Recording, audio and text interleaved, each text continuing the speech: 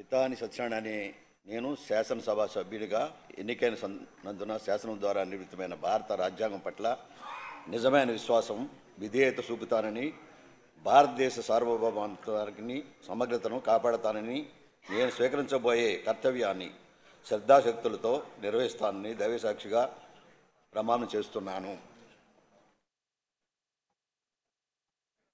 ఆంధ్రప్రదేశ్ శాసనసభ సభ్యుడైన పేతాని సత్యనారాయణ నేను సభా నియమావళికి కట్టుబడి ఉంటానని, వాటిని అనుసరిస్తానని, సభా మర్యాదలను పాటిస్తానని, సాంప్రదాయాలను గౌరవిస్తానని దైవసాక్షిగా ప్రమాణం చేస్తున్నాను.